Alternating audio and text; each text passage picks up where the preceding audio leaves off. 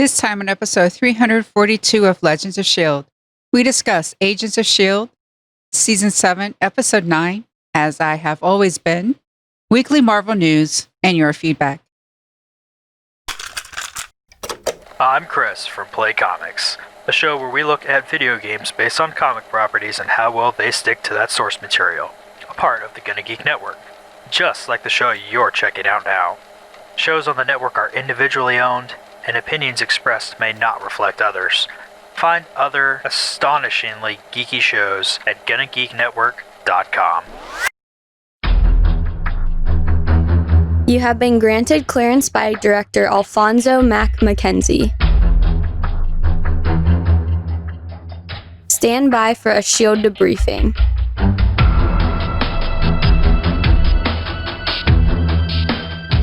All information to be discussed here is classified and may only be discussed among agents granted clearance by the S.H.I.E.L.D. Director. Now it's time for your scheduled debriefing. I'm Director SP. I'm Agent Lauren. And I'm Agent Michelle. Welcome to Legends of S.H.I.E.L.D., a Marvel Comic Universe fan show. The show is recorded on Thursday, July 23rd, 2020, live from the Legends of S.H.I.E.L.D. studios, and broadcast timeline-wide via www.geeks.live. Come and join our live chat as we record. Ladies, happy National Gorgeous Grandma's Day. That seems a wholesome day. It's nice. My grandmas are dead, so. Mine too. Now, in the National Day calendar, I would have gone with like Vanilla Ice Cream Day. I think that was another one that was today. But listener Adana Girl reached out and she said, you know, I looked ahead in the calendar on July 23rd. It's going to be Gorgeous Grandma Day. And since Elizabeth Henstridge directed the episode and she is Deke's grandma, this fits her to a T. You guys got to do it on the podcast.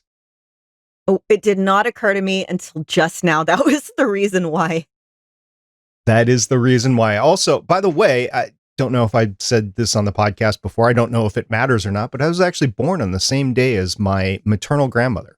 Oh. My grandmothers, neither one of them. Well, my one grandma, my mom's mom, made candy and stuff like that. But my dad's mom was not like that. She's the one that sat me down around the table and taught me, okay, now this is how women got the right to vote. This is feminism. This is racism. This is what happened during the civil rights movement. It was very interesting having one grandma who made candy and cookies and the other one teaching me about the cold, hard facts of life. Well, that's pretty cool that you got the cold, hard facts of life from a family member. I mean, wow, that's awesome. Yeah, one of my grandmas died before I was born, and the other one tried to, we used to watch Golden Girls and Unsolved Mysteries together, and she tried to teach me to play cards, but I was really bad at shuffling, and I could never remember the rules, so thanks anyway, Grandma. It was a lot of fun. Yeah, my grandma who taught me, that's another way she taught me about the cold, hard facts of life, is she taught me cards. And then when I turned 7, I think it was 7, she finally sort of let me win. Like she stopped letting me win because I was old enough. And then I remember the first time I won against her, I think Jen, she immediately took up the cards, shuffled them, and it's like, well, let's see if you can do that again. That's awesome. My mother, who is obviously a grandmother, has this uncanny ability to win spectacularly with cribbage. You cannot beat her playing cribbage. So it's always the kid's goal to beat her playing cribbage. She's tried to throw games before and ends up winning. She tries, but she's got the golden cribbage. She should go into that for money. I need to tell her that. She needs to make some money there. Anyway. How do you know she's not? Yeah, I don't know. Well, all those they live underground cribbage circles. They live in the Twin Cities, and there's the Mystic Lake Casino up there on the Native American reservation. And I think they have cribbage tournaments there. I'll have to ask her if she's played it. Anyway, on with the rest of the show because we need to talk about Elizabeth Henstridge. Legends of S.H.I.E.L.D. is a fan-based podcast on the ABC television show Marvel's Agents of S.H.I.E.L.D., the multiple Marvel small screen series, and the Marvel cinematic and comic book universes in general. Because of time loop whodunits. If you'd like to talk to us about time loop whodunits, you can visit our website, legendsofshield.com. You can also let us know your favorite time loop whodunits at our voicemail, 844-THE-BUS-1. That's 844-843-2871. You can tell us about your favorite time loop episodes on Facebook, Legends of S.H.I.E.L.D. Podcast. You can link us to clips from your favorite episodes on Twitter at Legends of S.H.I.E.L.D. You can watch us talk about this episode on YouTube, youtube.com/GonnaGeek. You can tell your Amazon device to enable the Legends of S.H.I.E.L.D. skill. And remember, Legends of S.H.I.E.L.D. is a proud member of the GonnaGeek.com network. This is the start of the final 5 episodes of Agents of S.H.I.E.L.D. Only 4 more left after this. You ladies ready to talk about it? Yeah. Yes. All right, here we go.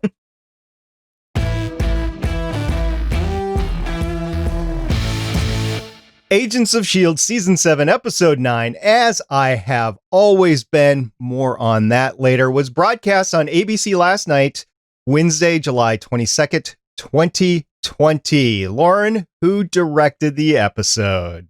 As mentioned before, this episode was directed by our very own science baby, Elizabeth Henstridge, who has 2 directing credits starting in 2020, this episode of Agents of S.H.I.E.L.D., and a short in post-production right now called Air. All right, Michelle, who was the writer that made Elizabeth Henstridge shine? This episode was written by Drew Z. Greenberg, who has 12 writing credits starting in 2001, including 6 episodes of Buffy the Vampire Slayer, 3 Smallville, 5 Star Wars The Clone Wars, 8 episodes of Warehouse 13, 6 episodes of Arrow, R.I.P. Arrow, and 13 episodes of Agents of S.H.I.E.L.D. And the Agents of S.H.I.E.L.D. showrunners for Season 7 and for the entire series, our husband and wife team, Maurissa, Tancharoen, and Jed Wheaton. All right, ladies, the title of the episode often is the theme of the episode, and more importantly, it was the event of the episode in a wonderful time loop episode. As I Have Always Been, I'm going to take a first shot at this. It's kind of a serious shot. So as I was hearing this on the show, and the entire thing wasn't said, by the way, because Enoch never made it to the last word. As I Have Always Been reminded me so much of Star Trek II, The Wrath of Khan, Spock's death. As I Have Always Been your friend. And I thought that it was from Dickens because they were quoting a lot of classical literature in Star Trek II, The Wrath of Khan. I don't know if it is or not because I have not been able to find it. So I'm going to have to accredit it unless I hear something else directly to Star Trek II, The Wrath of Khan. They did a variation of it, and Enoch is so Spock-like that it was an amazing homage to everything going on. I thought it was great. Ladies, what did you think of the title, As I Have Always Been? Lauren, let's start with you. I think you're onto something. Yeah, the line in Star Trek II was, I am and always will be your friend, or something like that. It's been a while since I've seen Star Trek II. But yeah, Enoch is this character who's very reserved by the fact that he's not human. He's an artificial being. He's constructed. He's like a Cylon, basically. But as we've established in other things that have, hey, what is the measure of a person kind of narratives, whether it's Vision in Marvel, the Cylons in Battlestar Galactica, HAL in 2001, it's always like, when we make these things smart enough, when these things become smart enough, do they also gain emotional intelligence? Do they gain self-actualization? And I don't remember where I was going with this, but Enoch Enoch's a friend. So, Michelle, as I have always been, we often equate the title of the episode to the theme of the episode. I've laid out what I had thought, and Lauren kind of backed me up there. Do you have any other things, maybe the Daisy Souza relationship there, or what do you think of the title? I think the Enoch part is part of it, as I have always been. I think it also can apply to Coulson. Coulson is working through who he is, and he's figuring out, as I have always been, this person. Those two with Coulson and Daisy having that sort of relationship, it's like they have always been this way, that father-daughter sort of situation. You can apply it to Souza, as I have always been there for people who are like Daisy and getting a crush on them and liking them. And we got a little kiss from it. I do think the Enoch part of it is the big thrust of it. But I think there's some other things in there as well. So you brought up the kiss. I got to talk about the kiss because poor Souza, I don't think he remembers the kiss because it wasn't in the final loop. No, I guess not. Daisy will remember it, though. Yeah, and I guess that's what's important because she could care less about lemons, but that kiss, oh, it's something there. I mean, I guess it kind of takes some of the terror of asking somebody out of the situation if you know they're going to be inclined to say yes. Okay, time loop episode. Never had it before in the show. We had it now. First of all, I got to bring up why. Why? So they fixed the time jump drive, yet they still ended up in the singularity. How did that happen? It was never explained. It wasn't fixed. They thought they fixed it. And then they jumped within a jump. That was explained. They thought they fixed it. And it was one of those things, hey, we fixed it. And then all of a sudden they jumped and then they jumped within a jump. So no, they thought they did, but they didn't. And hence we got a time loop episode. Yeah, it's like you think you fixed one thing on your computer that was causing a problem. And it turns out, oh, this was a minor problem. It wasn't the big problem, though. So I think that's kind of what it was. That I can go with. I can also go with the home repair thing, thinking you've done a little patch and it ends up needing a new wall. A time drive isn't exactly a can opener. There's so many parts. There's so many things that can go wrong. I feel like it doesn't really make sense on shows whenever it's just one thing that's gone wrong, because you and Haley, you're both technical types. You know all the various things that can cascade in failure. Yeah, we can. We also know spaghettification. I said that wrong. Spaghettification. We know that, or at least I know that because I watch a lot of science programs on TV and I'm very, very interested in the event horizon around a singularity. So that's basically what was going on here. So it was great. And I was looking at our live tweet stream. I tried to go to sleep early last night because work's been a little terror right now. So I wasn't able to pay attention to the live tweets. But this morning, after I watched the episode, I went back. You actually used spaghettification in our Twitter stream. I did. I also like science. I may be more of a biology person, but space is cool. I'm married to somebody who does space stuff. It's cool. And I remember years ago listening to an audiobook. I think it was a Neil deGrasse Tyson book.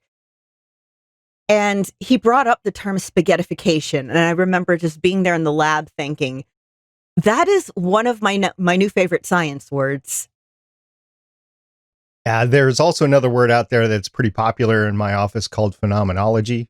But there's a bunch of different science words. For those listeners who don't know what the word means, could you define it? Spaghettification? Yeah, SP, you take this. All I know is it's something horrible that happens when you get close to, the event horizon of a black hole. It has to do with the theory of relativity. As you get closer to a singularity where gravity and time start to do strange things, you end up pretty much not knowing. You're in this ball forever because time slows down, yet your mass is getting stretched out. So that's what's called spaghettification, is your body, if you were headed towards a singularity, your body would stretch and stretch and stretch until it would be consumed by the singularity. And we don't know what happens with matter after that. There's a lot of theories, but we just don't know how the energy and matter are actually saved in the universe, because we know it can never be deleted. It just has to be transferred. And there's a whole bunch of science that deals with that. But a singularity, a black hole, if you will, is the main thing that this comes up with. And the event horizon is the little bit of space that's right around a black hole. That's where the spaghettification effect takes place. As far as phenomenology goes, basically it's anything in science that you're trying to describe like spaghettification. It is a phenomenology of the theory of relativity around a black hole. Why do Coulson and Daisy remember and nobody else does? I mean, they explained it on the show, but did you guys buy it? I mean, it's as good as anything I've heard. Because plot? It makes sense. First, yes, because plot. Second, Daisy is in the healing pod and Coulson is powered down. I thought it was hilarious when she powers him up for the first time and he's just like, what we think is for the first time. And he's just like, oh my goodness, you remembered to power me up this time. We've done this like 88 times already. I'm like, that's fantastic.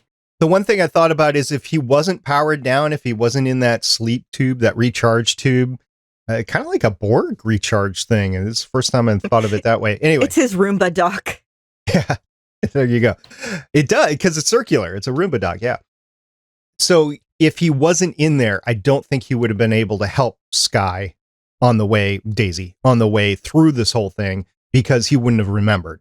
And because he was powered down, he remembered. So, okay. Yeah, like I was thinking about it yesterday, and at first I was like, oh, it's because he's an AI. But then again, Chronicom's also technically AIs, and Enoch didn't seem to remember. So I think it does have to do with him being powered down. Now, Sousa was sleeping. He wasn't in a tube, but he was sleeping and he didn't remember anything. Yeah, but he was not in a science tube. Okay. Like, his brain is still kind of, the way that I've been thinking of it, when you're asleep, your brain is still working. Maybe like Daisy's brain was protected or sort of short-term protected because she's the one that, she remembers, but only for stretches of time. And then they have to start over. I think it's kind of shielding her brain from some of it, but then the fact that she is human and it can only be protected so much kind of resets her. It's really interesting if you ever have the opportunity to use or see somebody that has used a sleep app on their fitness tracker, like a Apple Watch or a Fitbit or something like that. If you see the cycles that a person goes through in wakefulness, heart rate, and everything else, breath rate, that's interesting. If you ever go through a sleep study, which a lot of us older people end up going through that because we're not sleeping well and we need to figure out why that is, kind of the same thing, except for mega information there.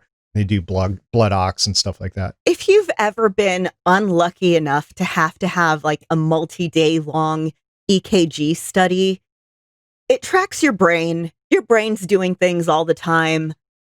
And it's so uncomfortable. I've had to have several in the past few years, and you just got your wires glued to your head and the stupid tape squeezing your head, and you can't really sleep that well because the stupid wires and everything are there. Oh, so annoying. So annoying. Let me get this straight. This started a couple of years ago, right? Actually, it started right around 2008 because they thought I was having seizures. Oh, 2008. I was going to say if it's the last few years, then we could blame Michelle because she just started podcasting with us in the last couple of years. Unfortunately, I did not know Michelle at the time. Okay. She might have known me. I don't know.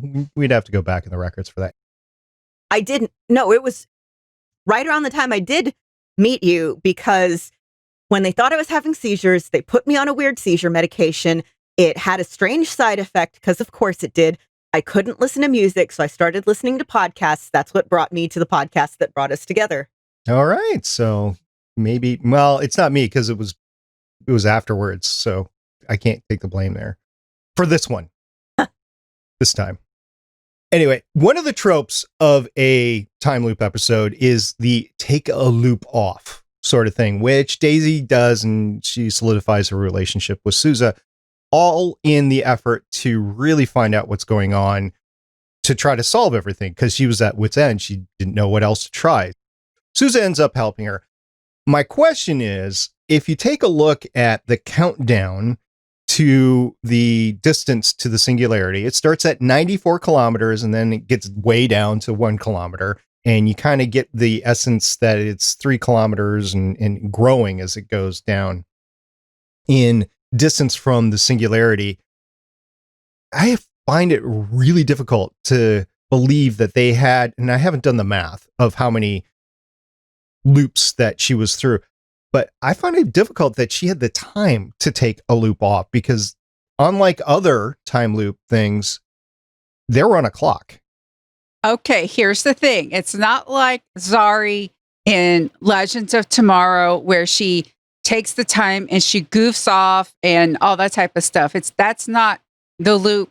She took a breather in order to strategize with Sousa about what to do, because she was moving frantically and everyone had all these thoughts. She took a loop to talk to someone who knows how to strategize. Sure, he doesn't understand time stuff, but this is Sousa. He's been through a lot of things. He was right there with Peggy Carter. He's S.H.I.E.L.D. guy. He knows strategy. He understands how to take multiple variables and try to figure things out. And he comes up with the plan to fool Enoch those couple of times. And it actually works. So for me, she took the time loop off not to goof off, but to actually strategize. Agreed. Burnout is real.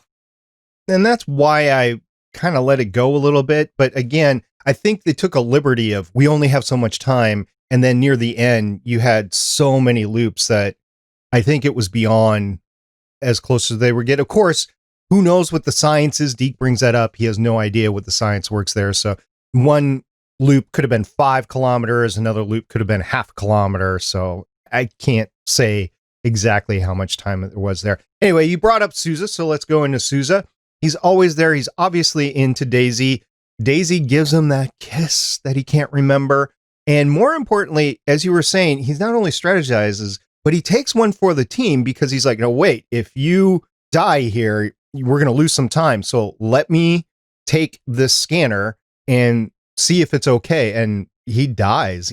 Enoch has sabotaged it. He dies, and that affects Daisy a little bit. But more importantly, Sousa's man enough that he's going through this loop one at a time. He's not got a memory. So this is who he is for those 2 minutes the entire time. He's that kind of guy. And yeah, I think he had a great episode. So they've really brought Sousa into this team. I think maybe at a detriment to some of the other people on the team, but Sousa is really getting his due here. I like seeing him again. This was very consistent with his Agent Carter characterization, where he's somebody who they're like, okay, I'm not the leader. I'm not the person necessarily with the ideas, but the person who is, I'm going to be there right behind them, backing him up. And also that seems to be his type. Can't blame him at all. Michelle, you okay with the Sousa characterization and everything, and you're really into the character here? Yes, I think they have done him justice. It's interesting how he's been able to maintain who he is through all this manic time travel stuff.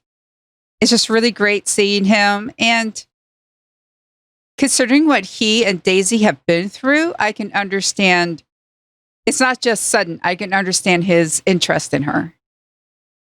It's been growing the entire time. And her type, or his type that he likes, I think he described it well. And when he was describing it up till he got to the, superpowers, you were thinking, yeah, this could be Peggy Carter here as he's describing it. So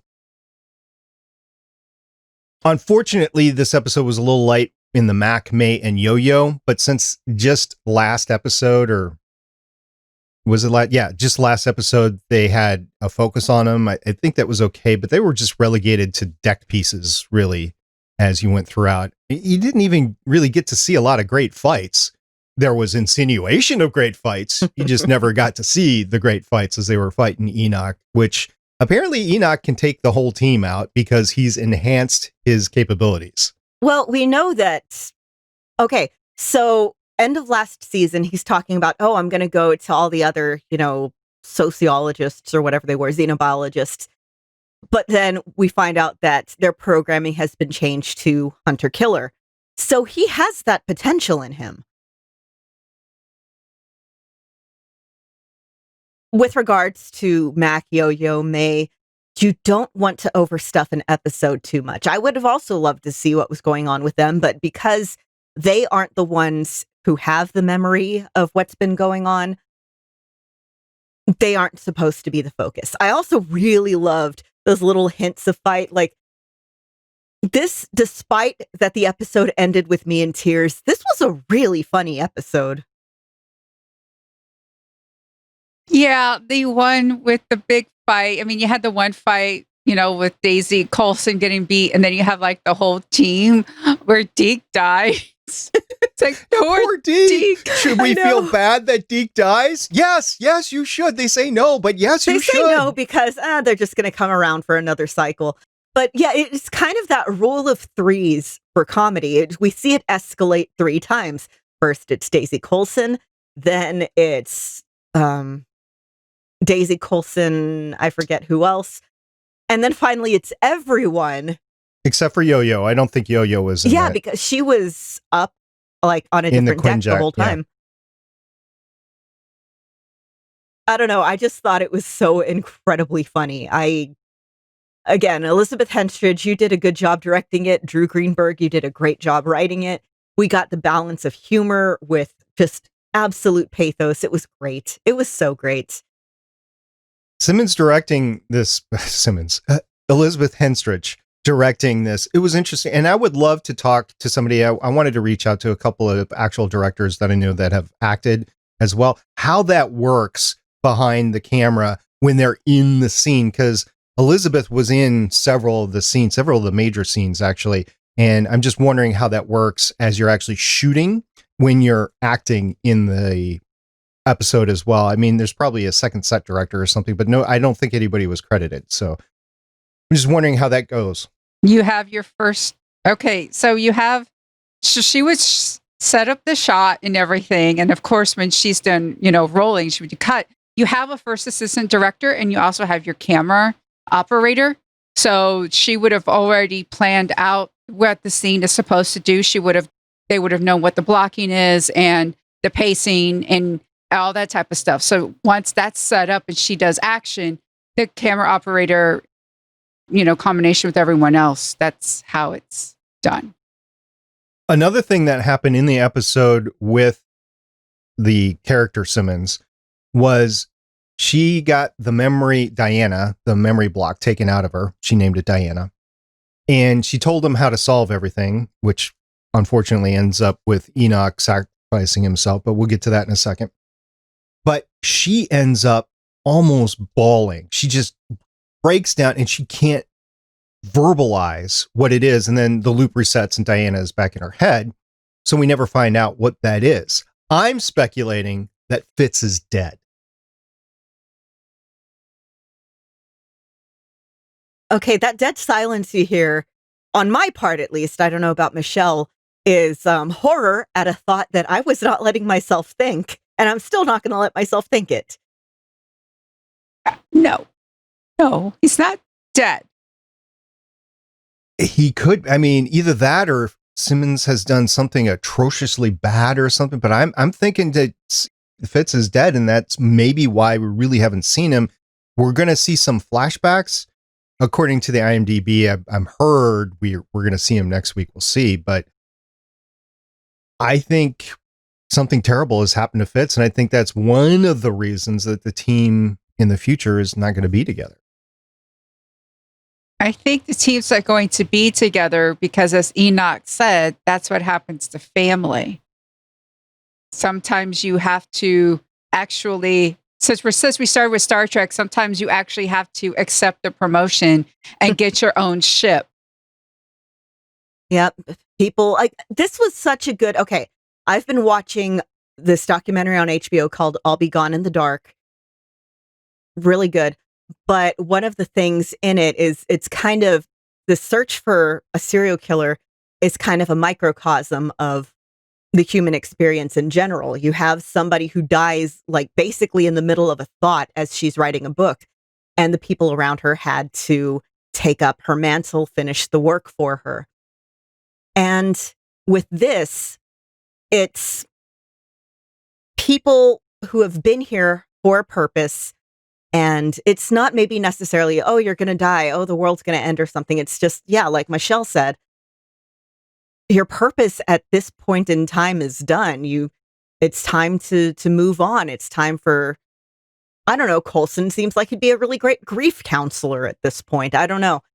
But I feel like they're going to be ending the series with that. We have grown so much together, and now we move out in the world to do our own things. Yeah, I think Coulson deserves to actually become that history teacher in real life, and maybe write a couple of books, maybe about FDR and That'd be nice. some of the characters that he's met in the past. Well, we'll see what happens there. We're going to end with a couple of more heavier subject matters, and one is Enoch. I mean, we've been going all around it. This is classic Whedon-esque storytelling. You've made us care about Enoch. He was left behind not once but twice, and you were thinking, oh, is he part of the team or not? He's got a solid character. He was drawn in and part of the family you were talking about. He ends up betraying the team, not to his own fault. And then he has the self-sacrifice death. And I should have seen it coming. We should have talked about it on the podcast in the last 8 episodes, but I didn't see it coming. And then it happened. I'm like, oh, of course, the Whetons did it. It reminded me a bit of like all those Kid and the Dog books that I read growing up. You have it's kind of Old Yeller. Let's take Old Yeller as an example. Old Yeller is massively underappreciated by the main character for a good portion of the story. Something happens. This kid's like, oh, you saved me. Oh, I love you so much. And just when you realize how much this entity means to you, they're gone, and they're gone saving you. And you have a little bit of that here. It's a classic story trope. It's, I want my family. I'm going to make the sacrifice and let my family go on. But I've felt for a while, and I think we've talked about it before, that they had been taking Enoch for granted because, again, he's a robot. He's from the future. He wasn't there since the beginning. But he's been here long enough for us as the viewers to look forward to seeing him, to find him funny, to find, his observations kind of heartbreaking.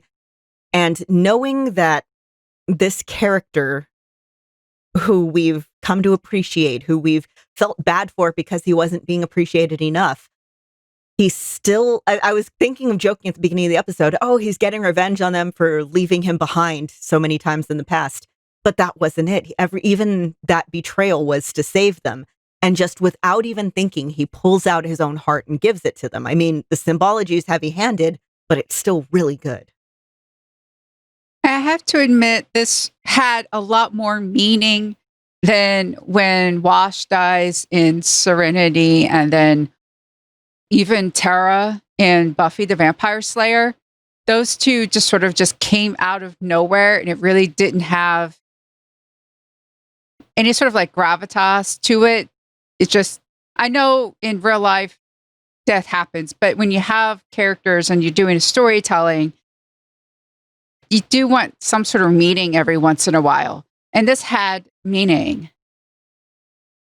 Agreed. It's something you saw Jed and Maurissa doing with Spartacus, too. I mean, it's a show about gladiators and rebellions. People are going to die, but they make sure to make every death have a purpose.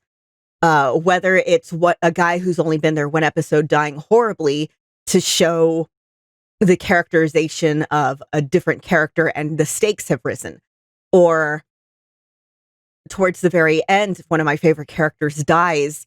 And again, not only is it historically accurate, but it shows how much more personal that the fight has become. And that's something that I think really good literature will do. Death is in real life is random. It's meaningless a lot of the time. But the advantage of a medium like books, comics, movies, TV is you can make the deaths have meaning. It's not about, just twisting the knife in a character. Oh, anyone can die. All the readers are scared to love a character. It's about we are building to an emotional payoff, and this character has a purpose. I thought it was a great storytelling. I don't want to take anything away from it. It was great watching it for the first time. It wasn't spoiled when I watched it this morning on the elliptical, and I was kind of wishing that I hadn't gone to sleep early last night and I could have watched it on the couch and had a good cry before I went to bed because that was something there. Although I will leave this subject on a little bit of a happier note. The original Enoch in the timeline is still alive and out there. So since they're time traveling, they could do the same thing as they did with Fitz and go back. Now, this Enoch's not going to have all the memories of the team or anything, but Enoch is still there as long as they're still time traveling. So just think about that. They might not go back and meet him or use him or anything, but he's still there in the background. More so than I'm watching over you from heaven sort of thing. He is literally still there on Earth. Robot heaven. Is it different than the actual heaven? I mean, I've heard like pets have souls and they go to the same place, so I'm not necessarily sure. I don't know. I've never been. Yeah, that's true. We'd have to talk to Coulson about that. Which, talking about Coulson, he's had quite the season to deal with his situation. Think of yourself having gone through everything that he's been gone through, and then all of a sudden you wake up and you're basically a robot. And you don't know what's you, what's not you, what's programming, what you might be missing from your original personality. You have no idea. And he's been dealing with that whole thing. And he brings up something that I hadn't thought about is now it wasn't his choice. He's living longer. He's probably, unless, he dies again and like finally dies like Enoch did, that he's going to outlive everybody. And he's got to deal with that now. He's been the one that's been dying. He hasn't been outliving anybody. Now he's the one that gets to outlive everybody. And that is a very, very deep subject that they talk about in Enoch's final moments. In Enoch's final moments, he's helping Coulson there. I thought that was fantastic. It was very touching. I personally would not have much of a problem with being a robot. First of all, better joints.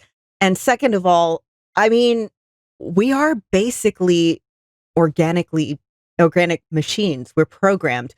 Our genetic code is literally just a blueprint that tells your body what proteins to make, in which order, and how to fold them. The way that people think, there's patterns to it because we're all based off of the same template.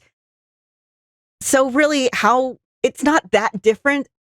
I mean, it's a matter of degrees, I guess, from being a robot. And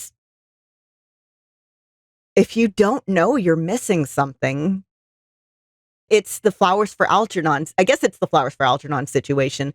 except that Coulson doesn't know if he's missing something instead of knowing that he is. So who knows? I think he should just chill out. He can't really control it at this point. But then again, I've never been a robot, so I don't have to deal with the existential angst. Heavy subjects dealt with in this episode in the fun mannerism of time loop episode. I love time loop episodes. It's like my favorite episodes. I just love them. I don't know why, but I just, there's usually some science fiction in it, and there is character development, and it's all great. This was the first of the final 5. There are 4 episodes of Agents of S.H.I.E.L.D. left. Out of the 100+ episodes out there, there are 4 left. The next one is Agents of S.H.I.E.L.D. Season 7, Episodes 10, called Stolen. I'm looking forward to this, especially since there is, I got some backdoor information on what one of the characters might be, and it might be a relation to one of the favorite Season 1 characters.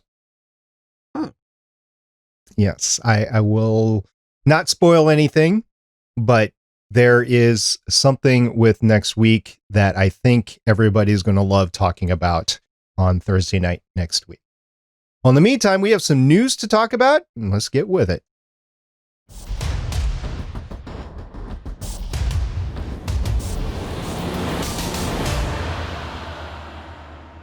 We have news about movie delays. So Comic-Con at home is going on this week. It's at home because if you're listening in the future, plague. But in any case, news keeps coming out. And 2 bits of news about delays.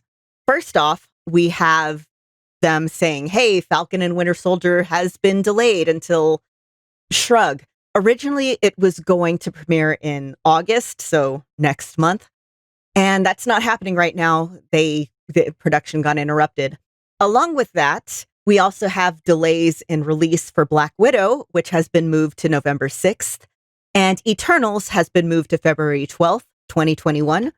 We'll see if those happen. We'll see if they're in theaters or streamed at home or both. It's all a big shrug right now. I'm very curious as to if they're going to keep these dates or not. It will be interesting if they do.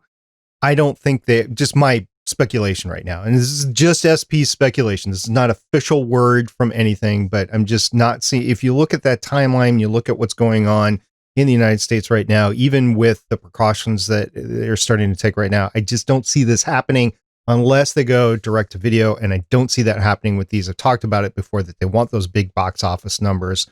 So we'll see about Black Widow and Eternals. As far as Falcon and Winter Soldier, kind of thought that production was delayed along the way. So we'll see about the series as they go. We're very fortunate to get Agents of S.H.I.E.L.D. this year because they did it last year and they put it in the can and they had everything ready to go, which was great. I'm also worried about Wonder Woman and everything else coming out this fall.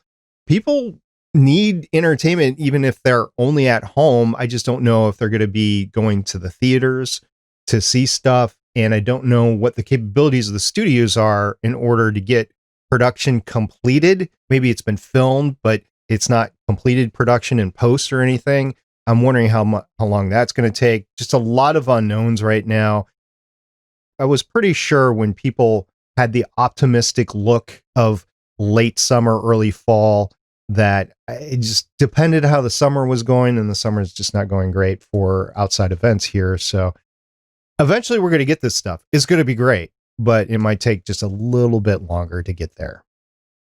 Speaking of a little bit longer, this dropped from the Comic-Con at home panel for New Mutants today. New Mutants is still planning to open in theaters on August 28th. I don't know if that's going to happen. I watched this and I loved how the footage was like, it showed like its first date and it's scratched out, and then the next date and scratched out. Oh, it's a good panel. It was a good panel to watch. Yeah, I haven't seen it yet. At least it sounds like they're having a good sense of humor with it. The article that I linked doesn't have any information on if they're going to try streaming at home as well. And the Comic-Con at Home panel also has, towards the end of it, the opening scene of the movie. I'm interested. I'm just also not pinning all my hopes on it being in the theaters on the date that it says it's going to be. I don't know what theaters are going to be open at that point in time, or if they deem it worthy enough to go ahead and release it. I have no idea. And I worry about the health of the movie theaters too, the economic health of the movie theaters. We'll see what happens this time next year. I will go a year out and I will say a year from now, we will know how this all plays out, and we'll just be in reaction mode between now and then. Mm-hmm. Yeah, that's it. This movie is cursed. I don't know. We'll see it. We'll see if it happens. And that's all the news we have this week. We'll get into the feedback.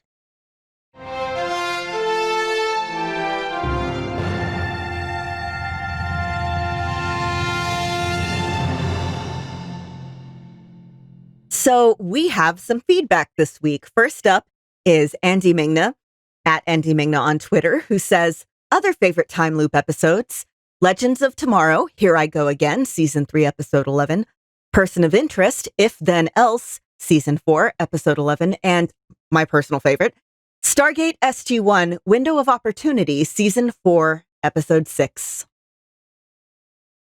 I could probably think of several other time loop episodes out there. I mean, the Star Trek did several and everything, but I'll have to put together my list of favorite time loop episodes because they are my favorite. So I'll have to go look at all of them and put together a list, probably 10 or 20, but I could be mistaken. Maybe it's just 5. We'll see.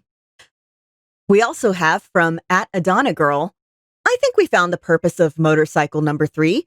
Hold up Daisy and LMD Coulson after Enoch whipped their asses. And she quote tweeted a picture from Whedonesque.com, or the Whedonesque Twitter account, that's Coulson and Daisy with the beat up makeup leaning against the motorcycle. Yeah, he did not like that as they're talking about Enoch there. And yeah, and maybe, and the motorcycle is definitely older, but maybe it's a little Lola-esque and that it actually can fly and stuff. So it's really a futuristic motorcycle instead. So you know how season 1 ended with Lola, them flying off in Lola? The series period ends with them flying off on a motorcycle, like the end of Grease. They would probably like to do Lola, but they can't because they sold Lola off. Difficult to blame them. A classic like Lola really deserves to be in the hands of a collector that's going to treat it right, because old cars need a lot of maintenance, especially something that's in pristine condition as Lola actually was. So I don't really blame the show, especially since they thought they were ending in season 5. But Lola was great when we had her. So yeah. I was going to say, we also have an email from 084. I'm just going to read some highlights. This was my favorite episode of the season so far. Amazing character development for Coulsonbot, Enoch, and Daisy, and amazing character moments for the rest of the cast. Something to keep in mind is that Daisy has quake powers for about 4 years, including weird time skips and jumps the show has made. So as of 1983, Nathaniel Malick, has had his for 7 years and counting. So technically he is more experienced. That is a very good point, 084. Simmons breaking down when she got her memories back has to be a tease for a heartbreaking flashback episode whenever it comes. We discussed that a little. I refuse to believe that Fitz is dead. Yeah, following these characters so far has been such a treat, and I'm going to appreciate these last 4 episodes without bringing myself down with nitpicks. Excellent. SP tried to have a couple of nitpicks in this episode, but the ladies shot me down, as they always do. There we go. There was also another feedback that I want to talk about right now. It was a Twitter poll that we put out earlier today. No idea who posted it. Probably Haley, who's in here right now. And it said, if you were stuck on a time travel capable vessel, because that's what Sousa called it, with director Stargate Pioneer, Agent Awesome Engineering Girl, who's Haley, Agent Sith Witch, and Agent Shell Game, and were trapped in a time loop, would you? Number one option was resign for game over. Nobody said that. So if they're stuck with us, they think they're going to get through somehow. So that's great. Number two was get Haley to fix it. And 55.6% of the respondents chose that. So that's the winner right there. Haley gets to fix everything. The other two options that were put out there was enjoyed Groundhog Day and golf out the back ramp, an obvious homage to the Window of Opportunity Stargate SG-1 episode. So there you go. Haley gets to fix the time jump drive. Of course. She can fix the time thingy. It's Haley. She can absolutely fix the time thingy. So we didn't talk about the time thingy and the fix before, but the device that was taken out of Enoch and then put into the time jump to fix it. Did you see how it was actually mounted in there? Looked exactly like a flux capacitor. I know. The set design crew having fun with that. Along the way here, we lost Enoch. If this was the end of a podcast on The Walking Dead, we would now do an homage to those that we lost in the episode, and that was Enoch. And instead of doing that, we're just going to cry our way onto this because we will miss Enoch. R.I.P. Enoch.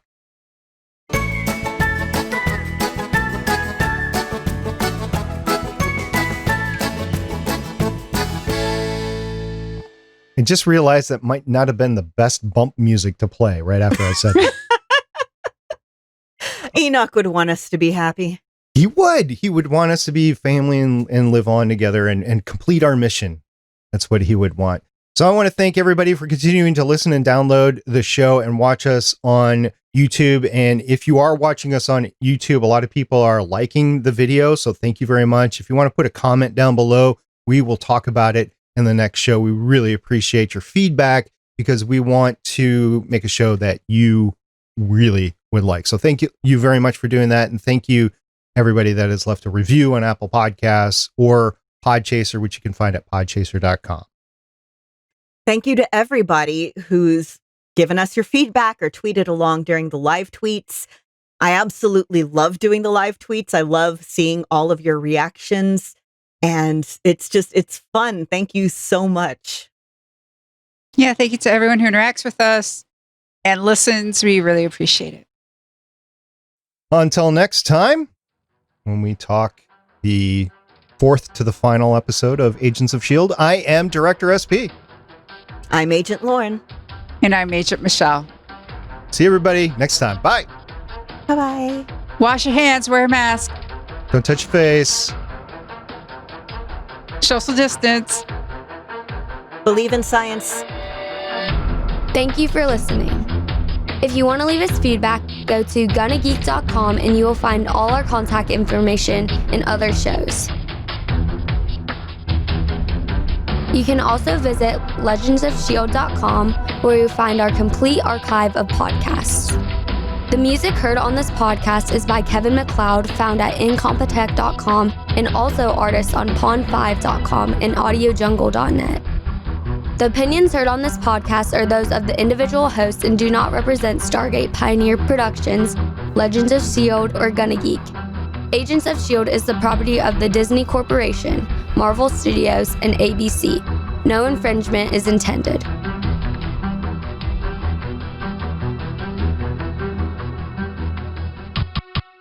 Legends of S.H.I.E.L.D is copyright 2013 through 2020.